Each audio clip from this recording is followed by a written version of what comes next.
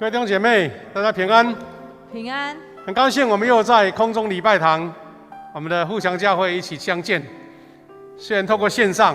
但是大家的心彼此联系，彼此祝福。这时候，我们要预备心，一起来唱诗歌、敬拜神，一起来领受神的话语，一起来祷告。请预备，默祷。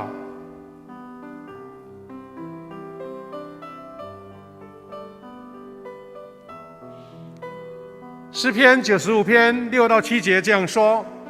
来啊，我们要屈身敬拜，在造我们的耶和华面前跪下，因为他是我们的神，我们是他草场的羊，是他手下的民。感谢主，我们是他草场的羊，手下的民，所以我们要屈身敬拜。我们一起赞美主，我们一起来敬拜神。大家平安。今天我们一起在这里敬拜，因为我们的主他愿意在礼拜中施落恩典在我们当中。这个时候邀请我们一起来祷告。亲爱的主，在你设立安息的日子，你深深的知道我们需要你，你深深的知道我们需要记得在生命与死亡中间都有你在掌权，因此我们能从你的手中得到平安。愿主在今天释放我们被许多事物捆绑的心，再次将我们的生命交给你时，我们因此能荣耀你，降服享受在你的掌权当中。谢谢主，这样祷告是奉耶稣基督的名，阿们。邀请我们一起来唱这首诗歌，一起来荣耀我们的主。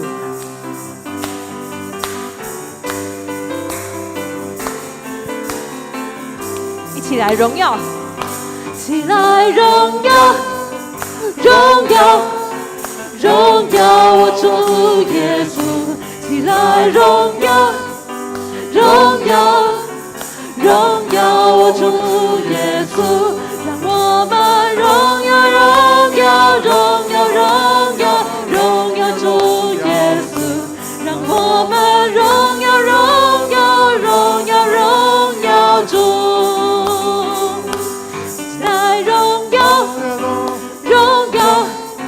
荣耀我主耶稣，起来荣耀，荣耀，荣耀我主耶稣，让我们荣耀，荣耀，荣耀，荣耀，荣耀主耶稣，让我们荣耀，荣耀，荣耀，荣耀主。你是大君王，胜过黑暗死亡，世界是你永生，带来喜悦平安。你是全能神，掌管世上万有，除去罪恶捆绑，赐给我新的生命。荣耀，荣耀，荣耀我主耶稣！起来荣耀，荣耀，荣耀我主耶稣！让我们荣耀，荣耀，荣耀，荣耀，荣耀主耶稣！让我们荣耀，荣耀，荣耀，荣耀主！愿今天我们在礼拜中能够再次明白主的掌权，因为他在我们生命中各样境遇的掌权，让我们能够得到安息，而且有出人意外的平安在我们当中。感谢主，我们再唱一次，一起来荣耀我们的主。起来荣耀，荣耀，荣耀我主耶稣！起来荣耀，荣耀，荣耀我主耶稣！让我们荣耀，荣耀，荣耀，荣耀，荣耀主耶稣！让我们荣耀，荣耀，荣耀，荣耀主！你是大君王，尽心灵忧伤，得了喜悦平安。你是全能神，掌管世上万有，除去罪恶捆绑，赐给我新的生命。你是大君王，胜过黑暗死亡，洗净心灵忧伤，得来喜悦平安。你是全能神，掌管世上万有，除去罪恶捆绑，赐给我新的生命。起来荣耀，荣耀，荣耀主耶稣！起来荣耀，荣耀，荣耀主耶稣！让我们荣耀，荣耀，荣耀，荣耀，荣耀主耶稣！让我们荣耀，荣耀，荣耀，荣耀主！让我们荣耀，荣耀，荣耀，荣耀，荣耀主耶稣！让我们荣耀，荣耀，荣耀，荣耀主！我们将掌声归给我们的主。亲爱的父，你是坐在天地之间的宝座上料理万物的主，恳求主帮助我们，从你的掌理之中就得到极大的安慰，还有平安。主耶稣，恳求你今天也把你这真理，还有怜悯慈爱的光照进我们的生命里面，好叫我们能够有力量来面对死亡、疾病，还有生命中种种的难处，从你那边得到极大的安息。谢谢主，我们一起来唱这首歌，主你是光明。主你是光明，照在黑暗里，全因你怜悯，显明你真意，主赐我生命，恩典与真理，成为生儿女，我出你心意，你的爱降临，牺牲自己拯救我生命，荣耀真梦尊贵羔羊，不惜代价全献上，我救主降临，将生命气息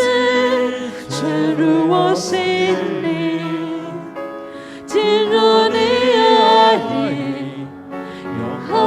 的同在里。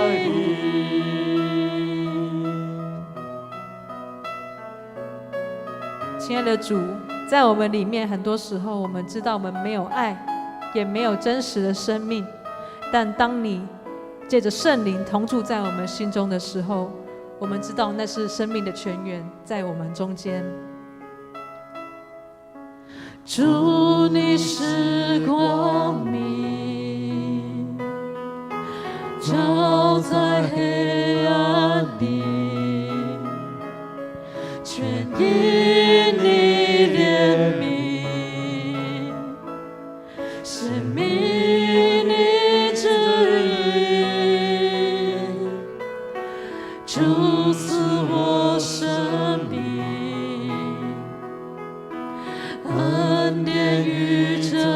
理，成为生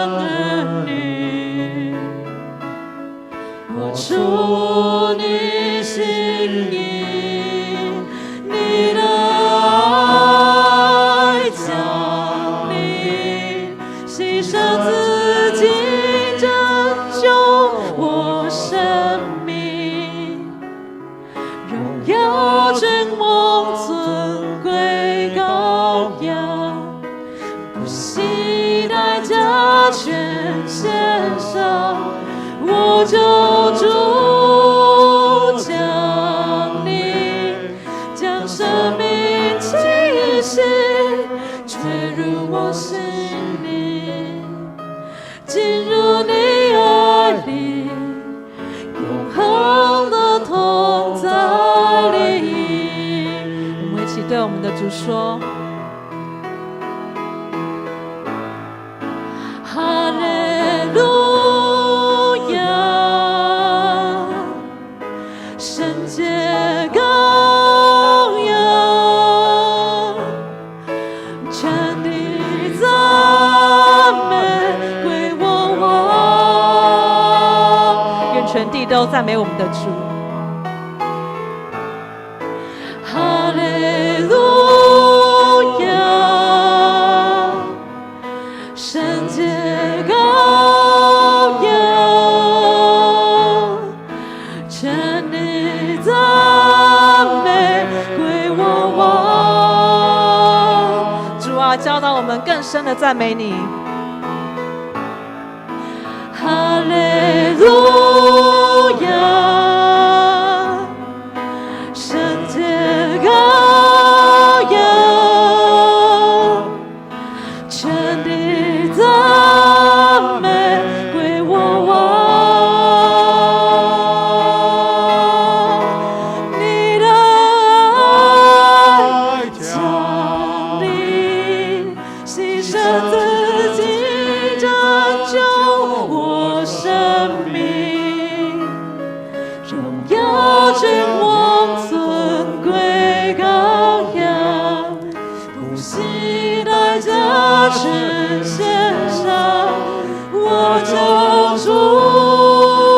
降临，将生命气息吹入我心里，进入你爱里，永恒的同在里。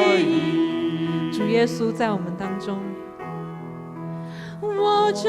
主降临，将生命气息吹入我心里，进入你爱里，永恒的同在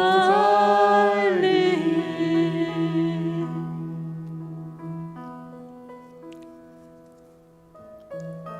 我们一起来祷告。创造万物与我们同在，主上帝，你是从虚无创造万有，在混沌设立秩序的永活真神，是我们的天父，我们赞美感谢你。天父上主，当我们看见这宇宙与世界的运作好像是理所当然的时候，我们又过着丰富舒服生活的时候，是因为你的创造力不断地维持秩序，管理一切。我们赞美感谢你。今天我们与我们居住的世界已经不一样了，因为人的自私、贪利、夺权，造成大自然与人、人与人、国与国产生的对立、战争，无法和平共存。现在我们又面临瘟疫的攻击，世界各地遇到极大的患难。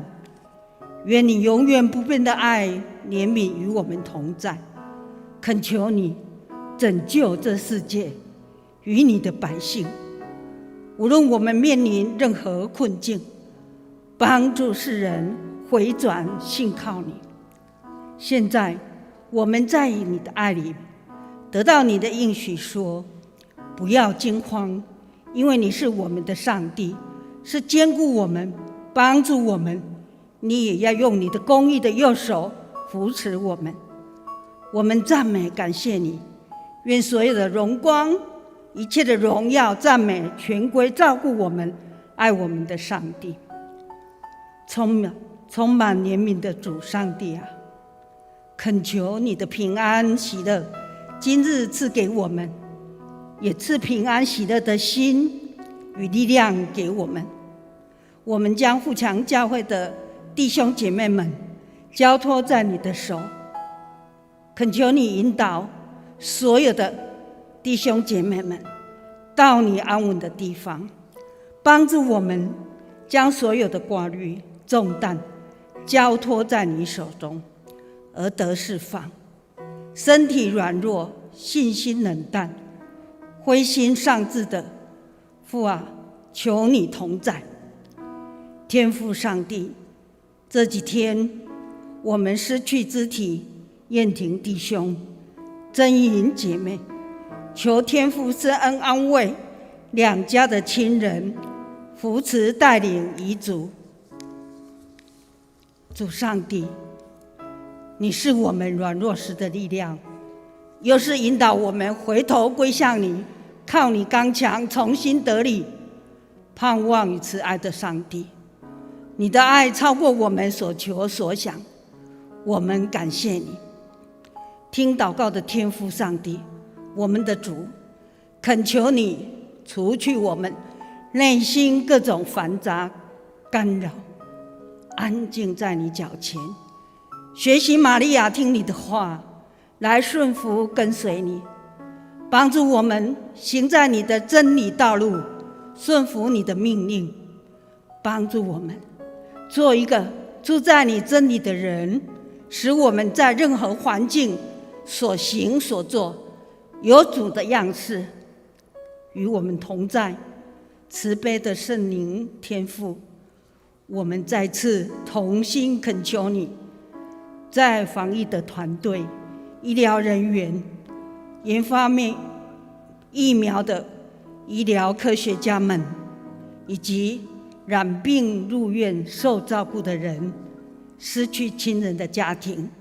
他们心哀伤悲痛的，求怜悯的主怜悯扶持与医治，保守台湾社会和谐，在经济发展、政治国际地位以及所有居住在此土地你的百姓，都当格外得到你的祝福。我们确信你是常常扶持照顾我们的上帝，有你在前面引导，我们生命有你的同在，我们会平安经过这疫情，平安喜乐将临到我们。我们感谢恳求你，求圣灵施恩赐福今天的聚会，圣灵赐我们谦卑的灵、敏锐的耳朵，有你的智慧，明白你真理的话语。我们的心可想与众弟兄姐妹们同心敬拜服侍你，愿你施恩，圣灵的力量加增我们的信心，在敬拜中每一个人力上加力，恩上加恩，荣上加荣，帮助我们珍惜看重，还能够在线上一起敬拜。感谢主的恩典，我们谦卑感谢祷告，也要学习主教导我们的主祷文，一起祷告。我们在天上的父，愿人都尊你的名为圣，愿你的国降临，愿你的旨意行在地上，如同行在天上。我们日用的饮食，今日赐给我们，免我们的债，如同我们免人的债，不叫我们遇见试探，救我们脱离凶恶。因为国度、权柄、荣耀，全是你的，直到永远。阿们。接着，我们一起来恭受上帝的话。我们今天有《申命记》6章3到5节，还有另外一段《哥林多前书》10章第31节到33节，我们一起来攻读。预备，请。以色列啊，你要听，要谨守遵行，使你可以在那流奶与蜜之地得以享福，人数极其增多，正如耶和华你列祖的上帝所应许你的。以色列啊，你要听，耶和华我们上帝是独一的主，你要尽心、尽性、尽力爱耶和华你的上帝。第二段，哥林多前书10章第31到33，请。那么你们无论做什么，或吃或喝，都要为荣耀上帝而做。你们无论对犹太人、希腊人，或是对上帝的教会，都不可以使人跌倒。你们要照我所做的去做，我是要使大家欢喜，从来没有为自己的好处着想，而是关心大家的好处，为要使他们得救。感谢主，愿他的话语帮助我们，让我们重新得力。接着圣歌队献诗，然后牧师讲道。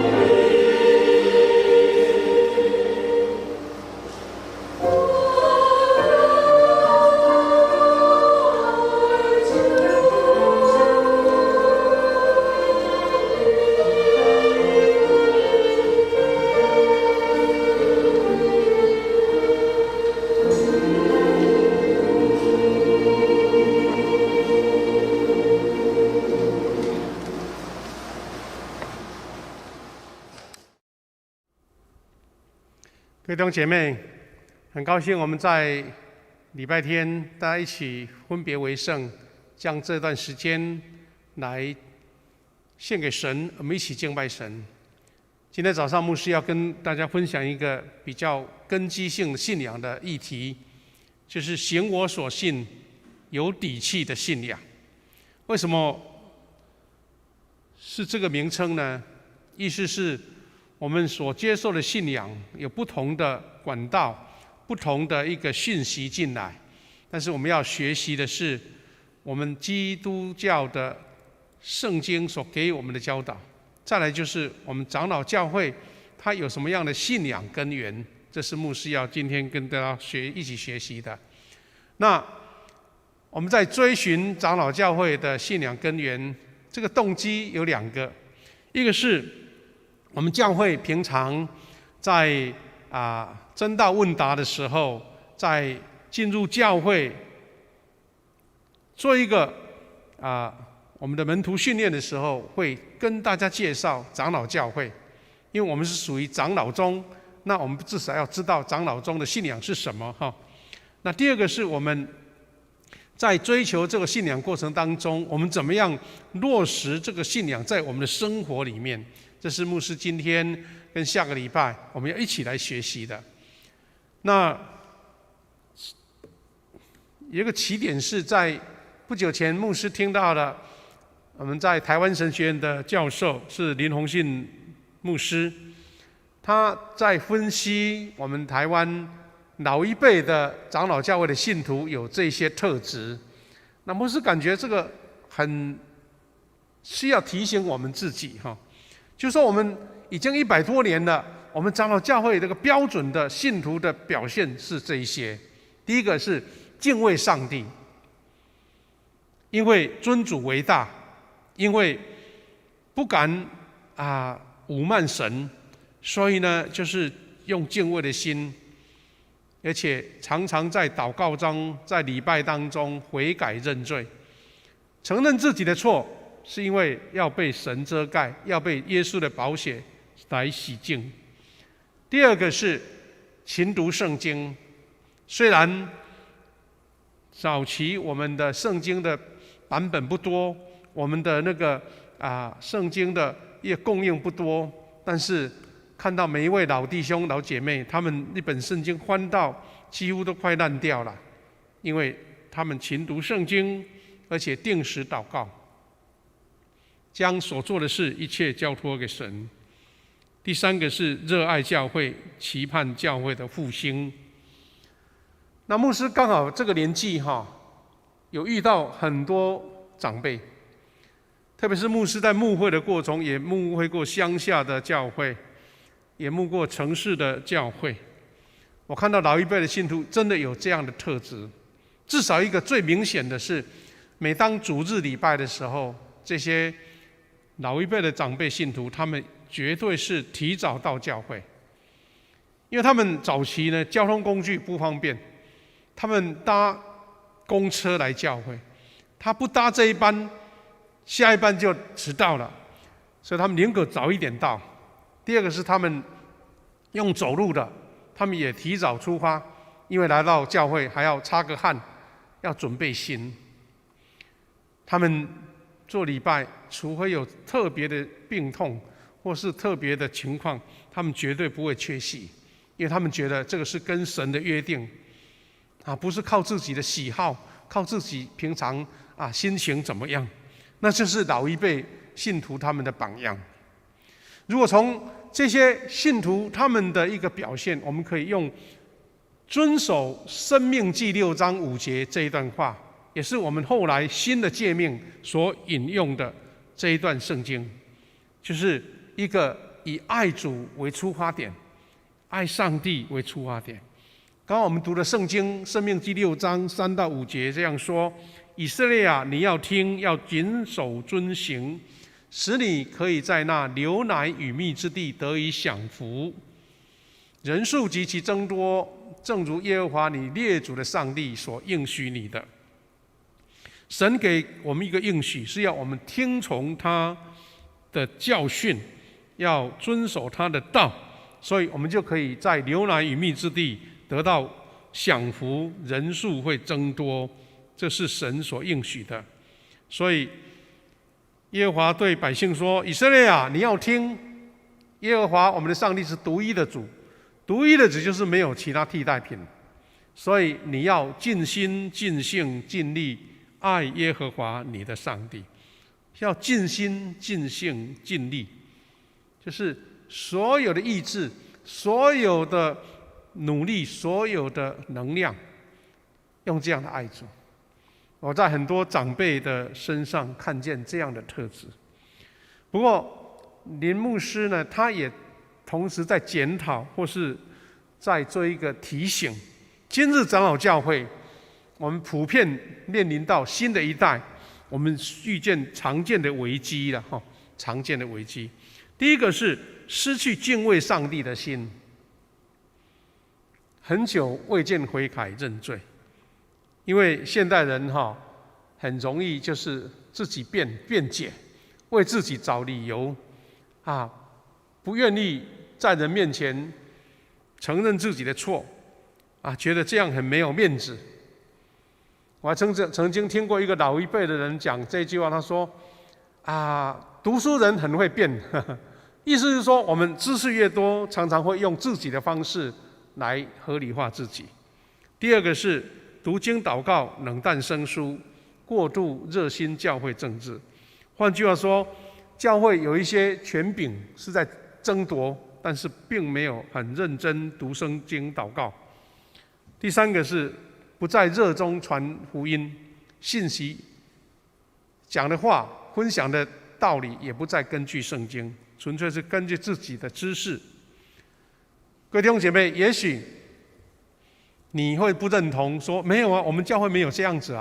那这样真的要恭喜你。不过它是做一个普遍的教会的一个生态的调查。我期待我们的教会没有陷入这样的软弱跟危机。不过讲这一些是要提醒我们自己，在长老教会这个氛围，我们怎么样珍惜我们这个宝贵的信仰传统，而且能够发挥出来，成为一个有底气的信仰，是一个行我所信的，是按照这样子来行的，是坚持的，是按照这个规矩来走的。那么是会用这个主题呢，另外一个点子是一个意念，是因为今天刚好也是美国的国庆日，7月4号当然他们的国庆日跟我们没什么关联了只是说我们常常听到他们国庆的时候很热闹，烟火啦各样庆祝。他们是在1776年来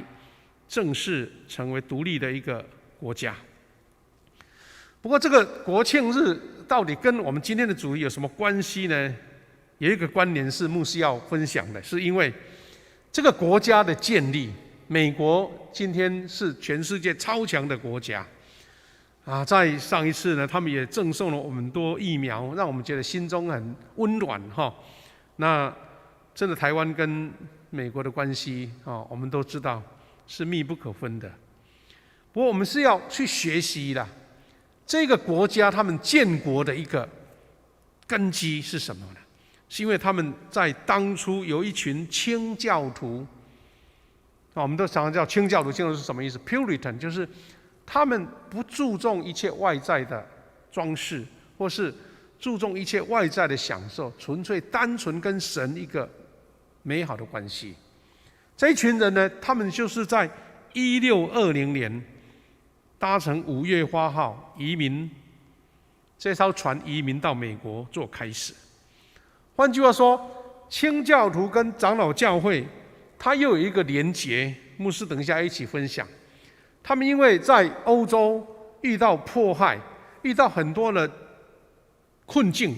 他们为了要自己真诚的敬拜神，所以他们当时在交通那么不方便当中，就搭了这艘5月花号，远到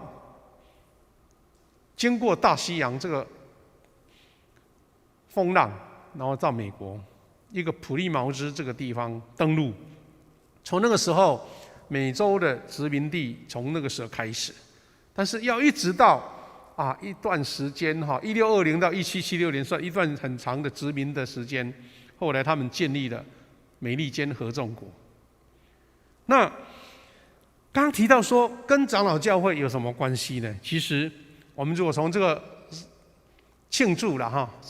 他们的庆祝，他们常常会提到当初5月花号，或是当初他们的前辈怎么样为了自己的信仰而奋斗，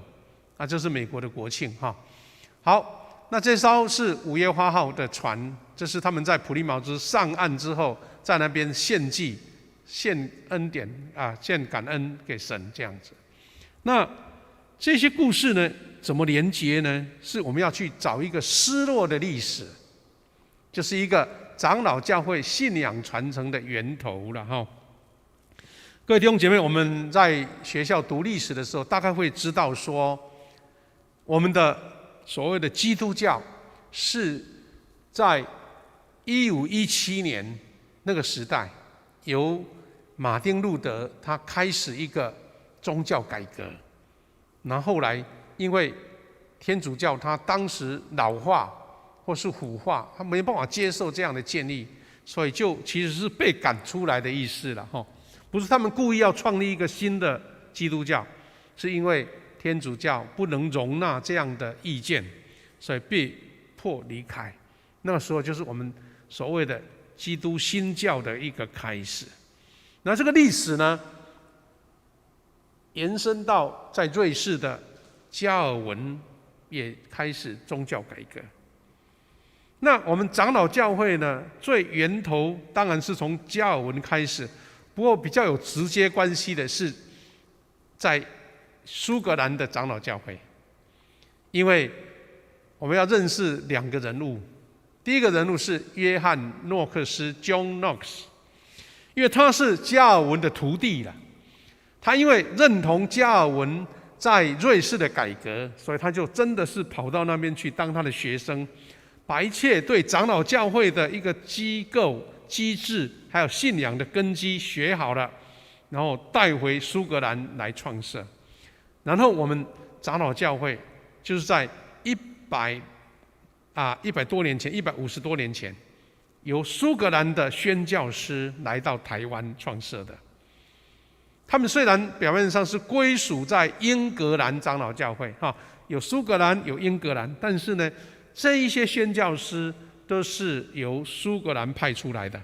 所以我们认识原来苏格兰的长老教会就是由这一位约翰诺克斯所创立。这是约翰诺克斯，看起来好像很瘦瘦的一个人，他的脸部特别长感觉这个雕像但是其实他不只是文他的那个思想是影响力很大，他甚至也是一个允文允武的人。当时因为是整个英国、整个欧洲都在天主教的势力之下，那个宗教改革不是口头讲一讲、吵一吵，好像大家在电视节目上那个政论节目吵来吵完就没事了。那时候讲要创立这样的一个宗教改革是有杀头的一个危险的。所以约翰诺克斯呢，他不只是在国内跟那些保守的势力征战，他甚至被驱逐，然后逃到欧洲去，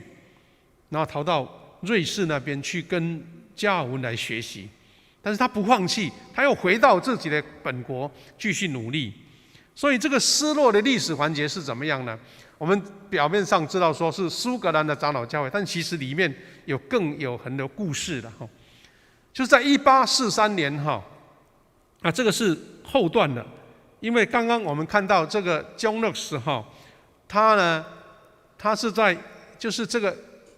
苏格兰长老教会在那边创立。那创立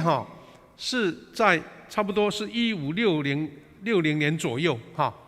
但这个长老教会在这边生存一直受到一些威力，不过后来就成立了苏格兰长老教会直到这一个1843年已经过了一段时间了。苏格兰长老教因为是被当时的国家的任命这些牧长，所以呢开始有里面的人他们觉得不想被国家所这个左右决定，他们认为我们要自己任命自己的牧师。看起来好像这一个权利好像没什么，其实是因为他们认为长老教会的精神就是由长老智慧，由教会自己来选定牧师，而不是你国家派谁过来我都没有意见。他们是有这样的主张所以换句话就是在1843年这个时候呢，这些坚持自己的信仰的传统的，他们就退出了原来的苏格兰长老教会。那这个是我们把它称作福音派，他们对信仰、对圣经、对长老教会的精神比较坚持的。因为退出国家教会，他们就成立叫做自由教会，苏格兰自由教会。那这个自由教会有什么特色呢？当初因为你要脱离嘛，脱离等于是我裸退，所有的教会财产人员我都没有办法去动，我们自己出来，干干净净出来，然后开始去募款，开始去奉献，重新建立教会。那是当时苏格兰教会这个情况哈。当然这个婚礼当然会受伤，不过他们是坚持自己。其中领导者是谁呢？领导就是这位叫做 Thomas Chalmers， 就是查麦士牧师了。换句话说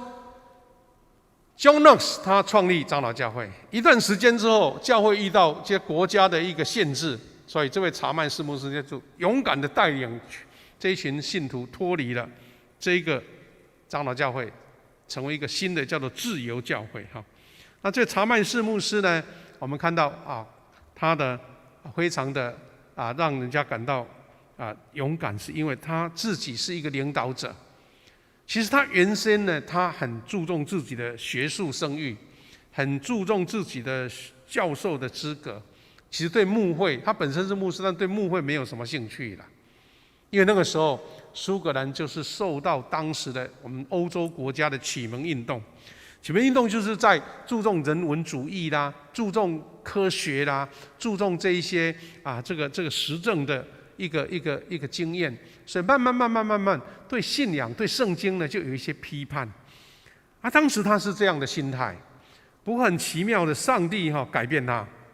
这位当时的教会领导者查曼士牧师呢，在1809年的时候生病，而且这个病非常严重，有生死的一个这个阶段。然后在1811年，他竟然就悔改了，转成他的一个福音派的信仰，而且一起来领导这个自由教会。换句话说，他们要纯粹回到圣经，回到上帝，回到自己能够自立自养。所以就是在1843年的时候，查曼士牧师领导自由教会出走，推动宣扬福音、社会关怀跟神学教育那各位弟兄姐妹，你大概可以稍微了解到，查曼士进行这个宗教的第二次改革的时候，刚好在快20年后，长老教会就派来台湾宣教，所以等于我们所有的宣教师就是由这一群他们自己坚持自己的信仰的自由教会的弟兄姐妹，他们所成立的教会，这些宣教师派出来到我们台湾传福音。所以所谓长老教会的福音派神学的意思，就是说他注重虔诚，以基督为中心，用文化做外衣，使用文化来表达基督教信仰的内涵，以福音来做优先。这也是为何我们早期的宣教师呢，他们无论是开设医院，或是开设学校，或是设立教会公报，他们目的是为了用基督为中心，用这样的媒介在本土当中跟我们的百姓传福音。所以他们自由教会培养许多宣教师了他们具有热心敬畏上帝、宣扬福音及追求知识的一种特质。我们早期的这些宣教师都是这样的环境、这样的氛围被培养出来的。我们大家都熟悉的这些名单马雅各医师啦、甘维林牧师啦、马街牧师啦、梅坚务牧师啦、南大卫医师啦，还有巴科里牧师，他们都是从自由教会来的。所以我们如果说3个阶段，第一个阶段宗教改革在加尔文这个新教的信仰，那传承到苏格兰，就是 John Knox 他设立的苏格兰长老教会。然后在一段时间被国家管制，他们觉得要脱离要追求原来的长老教会的信仰，就是由查麦士领导的自由教会。然后自由教会的宣教师就派来到我们台湾传福音，包括南部的教会，还包括在加拿大的教会，都是从这个系统出来的。我们看到马雅各医师，我们看到甘维林牧师还有马街牧师，还有这个是梅建禄牧师写错了，是梅建禄牧师还有南大卫医师，还有马可里牧师。所以牧师分享这些历史，是要让大家知道说，长老教会有它非常悠久、优美，而且是在整个世界被人家肯定的信仰传统。那我们认识它，不是想要当成一个历史故事，而是说这些有底气的信仰怎么样继续传承？我们从上一辈被宣教师所教导的，我们的长辈怎么样信仰继续在我们这一代继续传承下去？这是牧师今天要跟大家一起勉励的。我要分享长老教会，它有这几种重要的精神，信仰精神。那这个是等于是我们的一个宪法的意思，那种标杆的意思第一个是什么呢？第一个就是一切的信仰就是荣耀归给神，荣耀归给上帝是，其实包括基督新教，就是我们所谓的基督教，都用这个角度，我们做什么事就是为了荣耀上帝，就是不再显露自己，而是愿意荣耀上帝。我们知道，从信仰的角度，永生、永远的生命是由罪人接受基督的救赎、因信称义开始的。所以我们一旦接受主受洗的时候，那个时候就是重生的开始，那就不再是我了，不再是我，是为了上帝而活的，这是一个新的生命，是归属上帝的生命。所以核心价值就是要谦卑自己，对人有爱，对上帝有信，并用这个来荣耀上帝。好，有两段经文在做这样的理解彼得前书2章12节，他说：“在外邦人当中，你们应当有端正的品性，使那些说你们坏话、指责你们做坏事的人，因看见你们的好行为，就在主再来的日子归荣耀给上帝。”不管我们做什么事情，被人家毁谤、被人家欺负，我们都为了要有好行为来荣耀主。第二段是我们今天读的经文，哥林多前书10章31到33节说：“那么你们无论做什么，或吃或喝，都要为荣耀上帝而做。你们无论对犹太人、希腊人，或是对上帝的教会，都不可以使人跌倒。”他说：“你吃或喝，那表示说我们的生活的小细节，你的心里都觉得说，我这个事情有没有荣耀神，有没有让上帝的名受侮辱？那你就是随时会注意自己，而不是高举自己，是要提醒自己为荣耀上帝而做。所以他说：你们要照我所做的去做，是要使大家欢喜，从来没有为自己的好处着想。在一个团体当中，在一个生活群体当中，不是先考虑自己的私利，而是有没有办法让大家得好处。那是基督徒一个非常重要的心态。我们现在在打疫苗，我们现在在防疫，基督徒的出发点绝对不是跟人家争说我先打，或者是说这个情况人家遇到困难没问题，我自己保护就好，那都不是我们自己的心态。所以我们常会讲说，当时口罩出来的时候不够，就说没关系，我没问题，你先戴。现在是没问题，我很平安，你先打，都是这种心态，然后一种承让，一种容许，能够成全，那就是为了要荣耀神，不是我们自己多强，是因为我们要使大家都得救。这是第一个，荣耀神。第二个是重视圣经实践在现实的生活。因为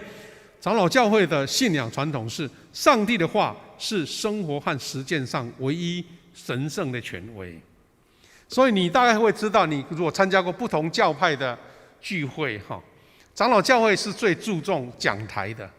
所以你也许会知道说，好像整个礼拜那么长当中，牧师的讲道好像占最大的分量。那当然不是好像牧师是为了说而说了，而是长老教会就一直很注重上帝的话，要由牧师或是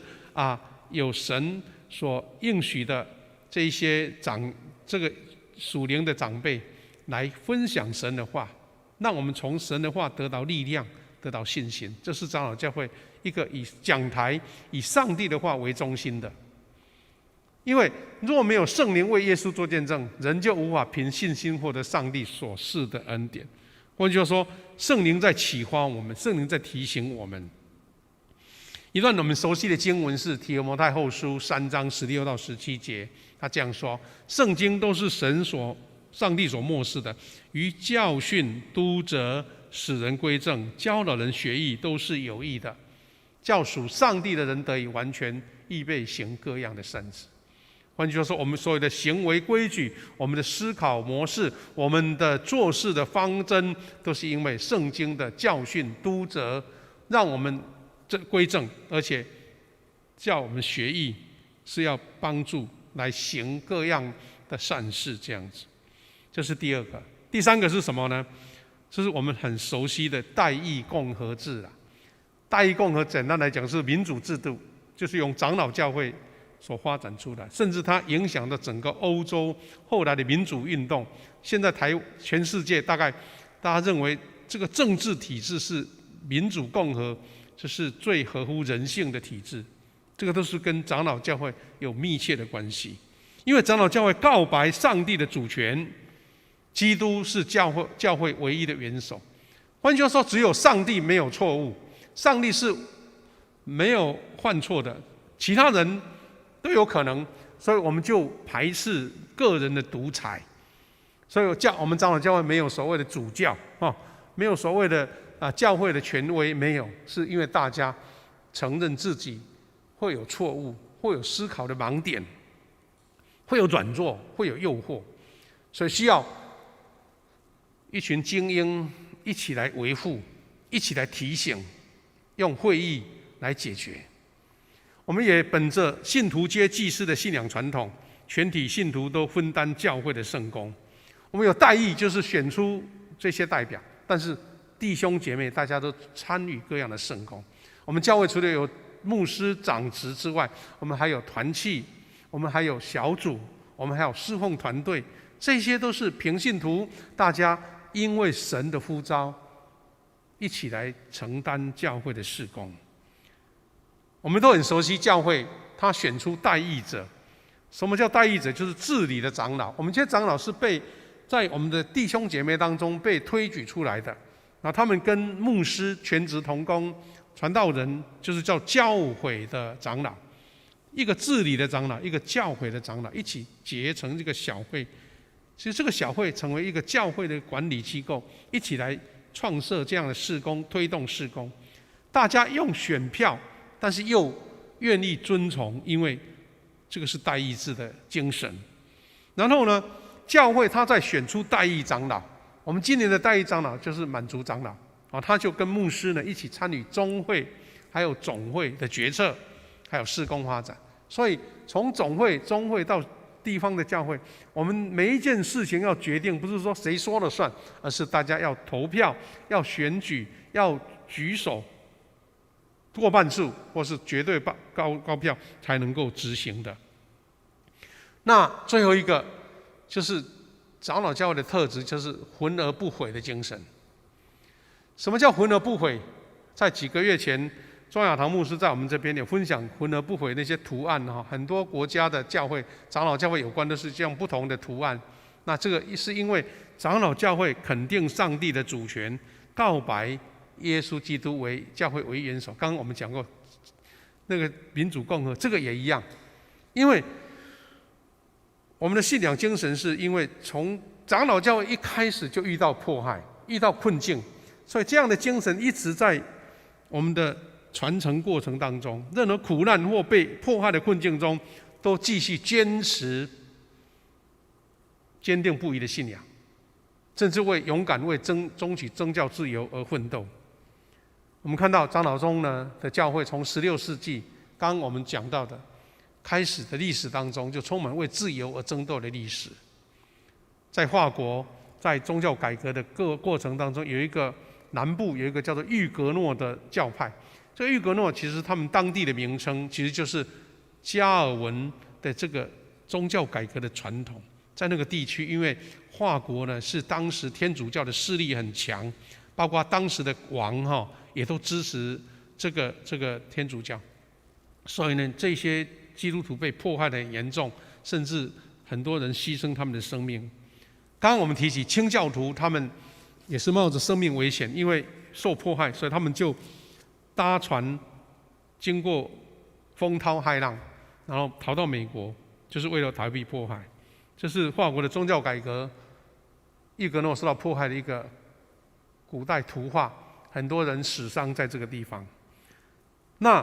这样的历史到我们台湾也一样，台湾教会也在历史当中遇到迫害，坚忍不移。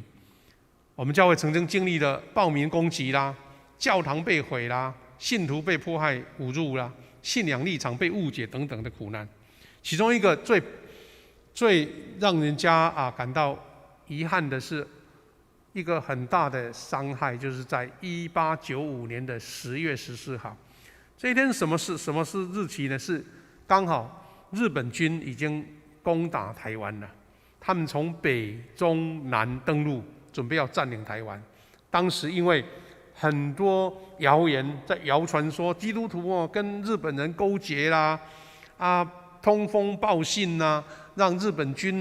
来强占我们的台湾呐，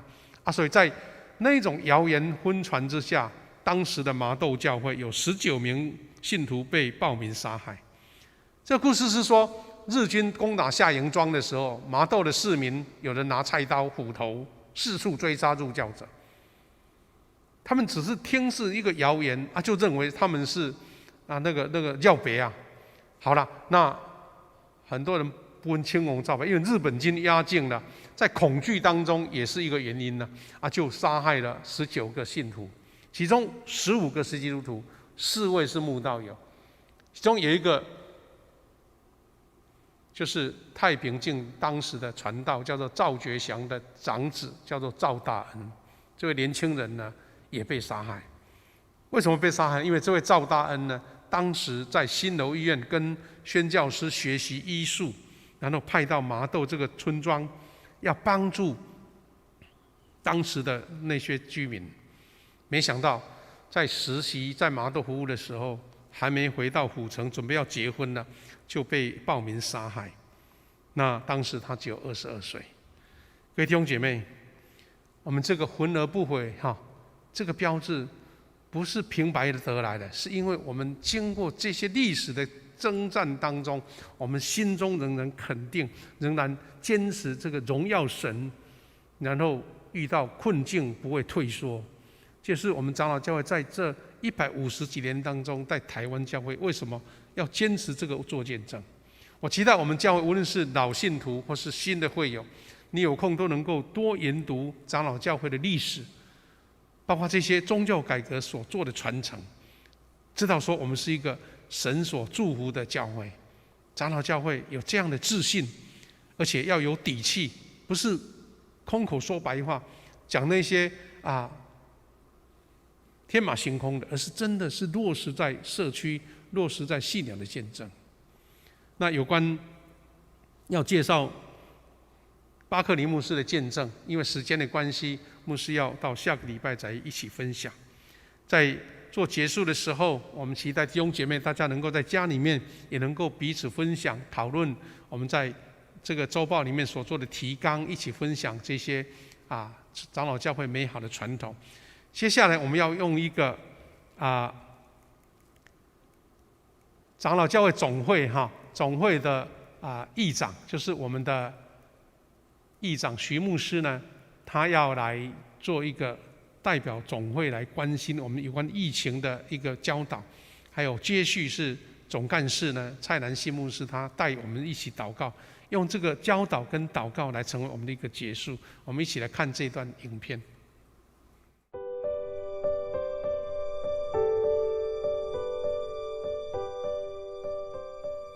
弟兄姐妹平安。在武汉肺炎疫情严峻、政府宣布全国实施3级警戒的情形下，我们教会的聚会和个人的行动都受到了限制。期待大家配合政府的政策以及自我的生活管理，能够快一点恢复正常的聚会和生活。以现在的情境来看，今日的世界和台湾，整个世界和台湾就像一艘船，正在武汉肺炎所形成的暴风中航行。它所兴起的大浪袭击这艘船和船上的人，使船上的人惊慌恐惧。或许船上的我们会这样问：上帝啊，你不顾念我们吗？我们企图叫醒上帝来照顾我们。马可福音4章35到41节，耶稣平息风浪的故事，就在这个时刻向我们的处境发言。耶稣和门徒同在船上，即使我们未察觉他的照顾，耶稣也与我们同在，关心着我们。我们是要凭着信心，信靠上帝的带领，知道也确信上帝必与我们同在，同时也尽我们的本分，做应该做的事情。我们不要像门徒们一样胆怯到失去了信心，连自己可以做的，凭着信心祈求都没有做，因此被耶稣责备：为什么胆怯？你们还没有信心吗？在这特别的时刻，基督徒应该发挥安定的力量和角色，不被各种似是而非的言论所迷惑，反倒是要在这种艰困又充满危机的时刻，能够体验到上帝同在的安稳，同时也有智慧判断是非，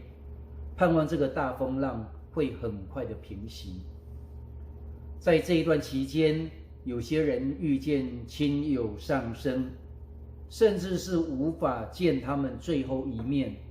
而心中怀着亏欠、痛苦和失望。我们恳求圣灵的扶持和安慰与他们同在，也恳请弟兄姐妹们能够相互关心、安慰、代祷。我知道各教会的牧者也都尽力量，用各种方法继续宣讲上帝的话来鼓励信徒，希望大家能够得着激励，更盼望大家能够利用现在在家的时间比较多，来保持灵修，与上帝建立更亲密的关系，同时也能够多陪陪家人，特别是长辈、妻子、儿女，修复以前因为繁忙的工作而疏于建立的亲子关系、夫妻关系。教会里面有很多在第一线工作的弟兄姐妹，愿上帝保守你们出入都得平安。恳请大家继续为台湾祈祷，有足够的疫苗可以注射，全国上下可以齐心抵抗武汉肺炎的蔓延。更祈祷上帝更新我们的心灵，让我们有美善的心，感谢为我们付出的人。让我们一起努力，也祈求上帝保守台湾及全世界，早日能平息武汉肺炎的大风暴，让我们能再次进入上帝的殿堂，一起敬拜赞美他。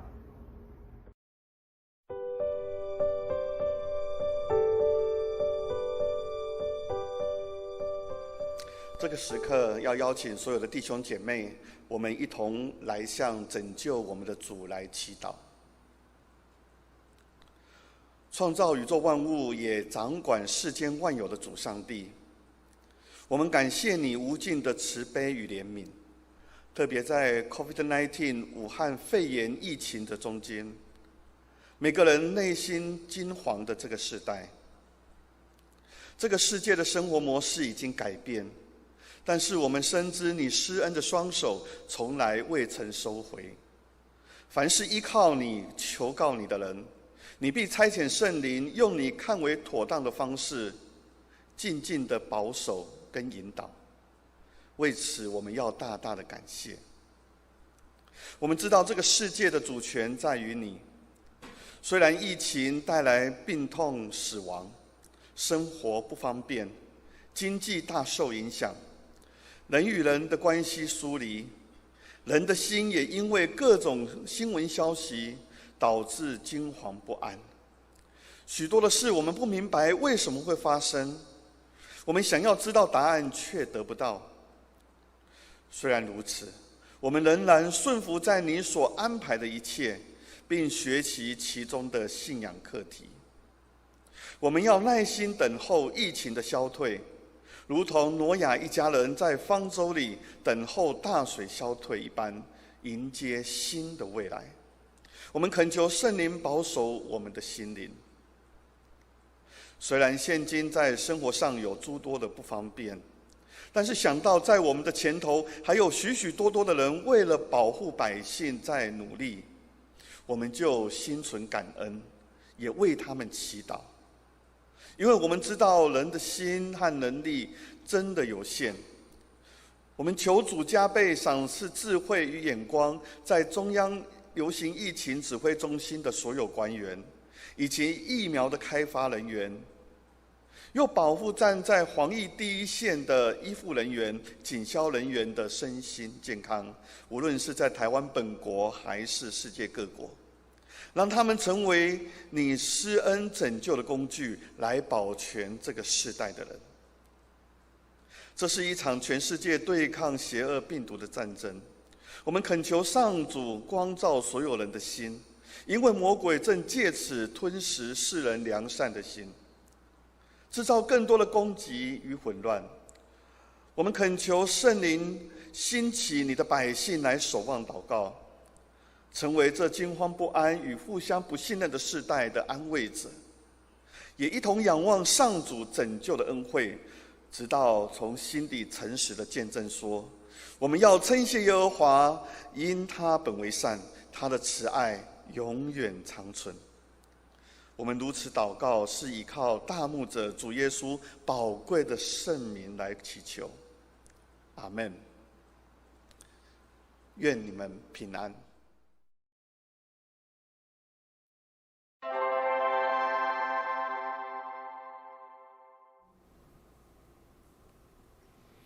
感谢主，我们透过总会的议长来表达关心，也借着总干事带领我们一起为这个疫情，为我们的国家平安来祷告。牧师要邀请大家一起来做一个回应的祷告。谢天父上帝，我们感谢你，感谢让我们一起在长老教会一起学习，一起成长。虽然长老教不能代表全部的教会，但是我们看到这个历史当中有许多值得我们学习的一个信仰精神，我们能够把它活出来，实际在我们的生活跟生命当中，让我们成为一个行我所信，而且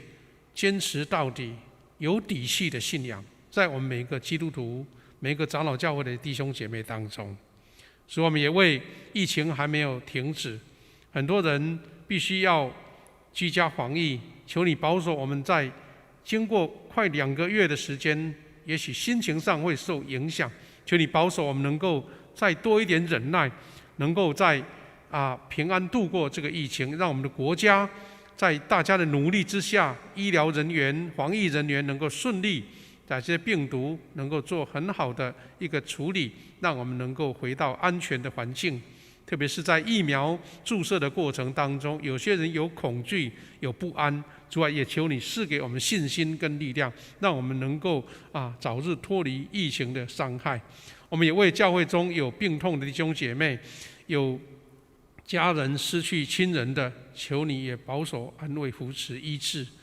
主啊，在这个疫情困境当中，我们教会中有弟兄姐妹，无论是做餐饮，无论是做服务业，或是做各样的工作，有的受到影响，经营很困难，这个经济受影响，主啊，也求你赐给他们足够的信心，仰望神，能够脱离这样的困难，早日恢复正常。主再次奉你们来祝福每一位弟兄姐妹，尤其是长辈、小朋友，保守我们大家平安跟健康。祷告奉耶稣基督的圣名，阿们。弟兄姐妹，牧师这一个简短的报告就要来做结束哈。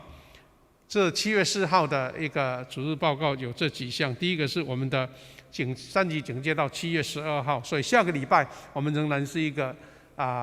线上直播的礼拜。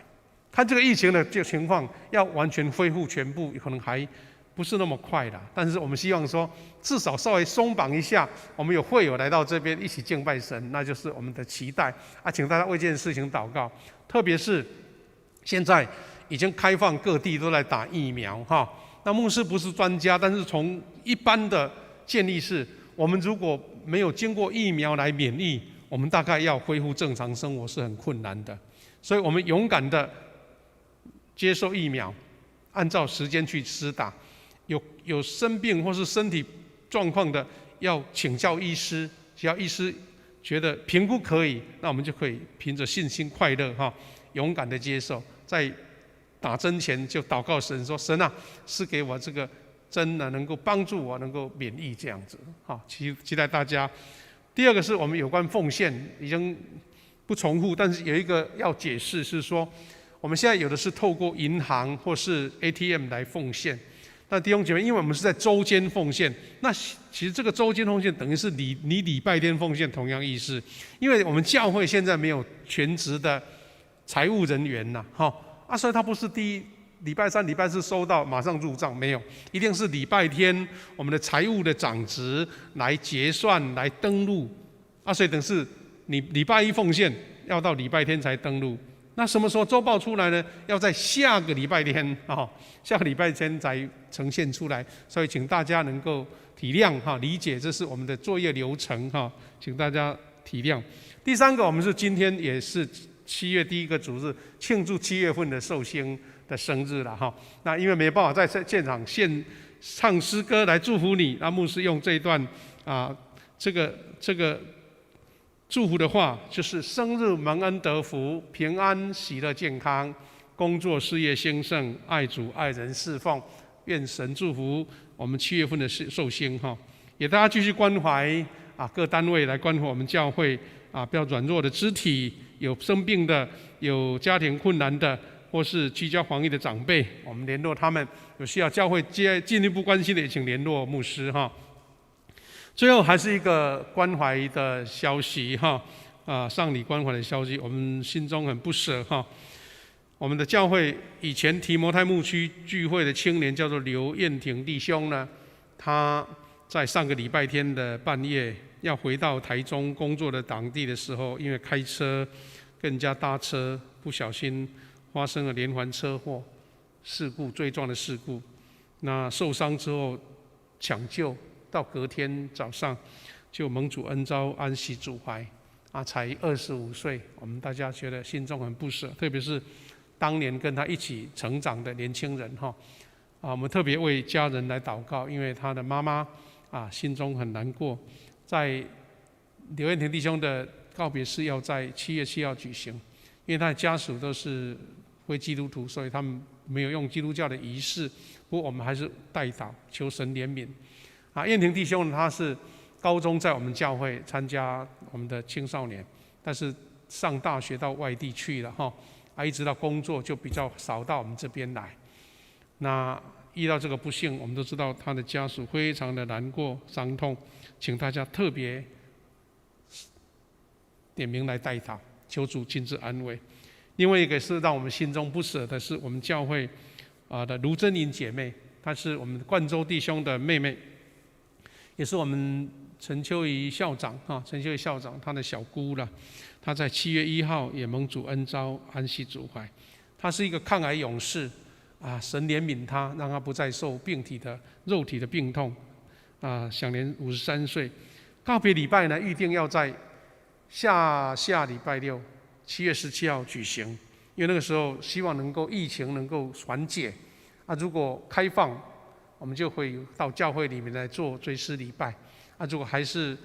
没有办法开放的时候，我们就在殡仪馆的地方来举行告别式。详细的时间牧师下个礼拜再跟各位报告。我们将这些消息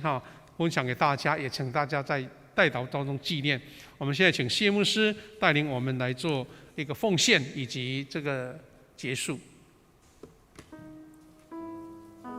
请大家起立，一起来唱《一生爱你》奉献的诗歌。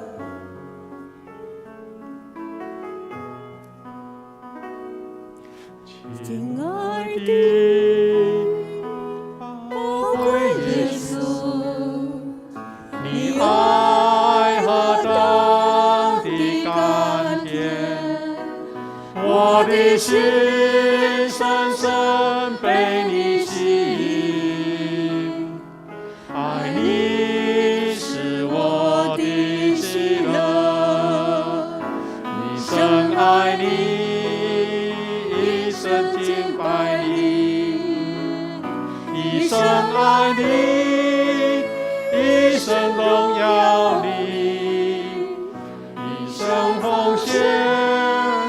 一生不回头，一生爱你，跟随你。请坐。这时候，我们一起来读7月份的金句，记载在雅各书5章16节。我们一起请。所以你们要彼此认罪，互相代求，使你们可以得医治。一人祈祷所发的力量是大有功效的。雅各书5章16节。最后，我们一起来唱颂荣，我的神，我的王啊！唱完，我们请夏牧师祝祷。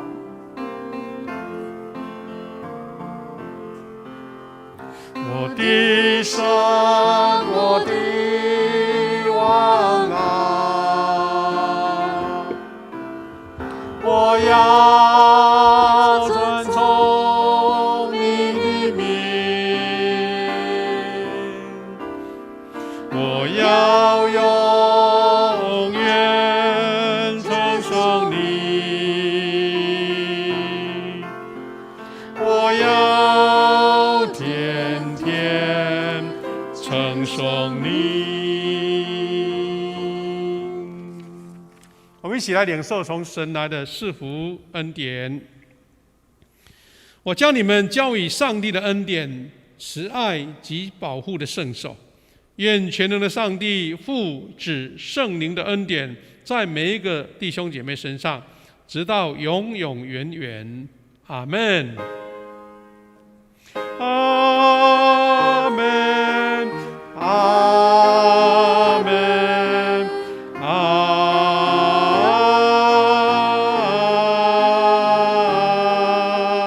们。我们请坐，来默祷感恩，来避会。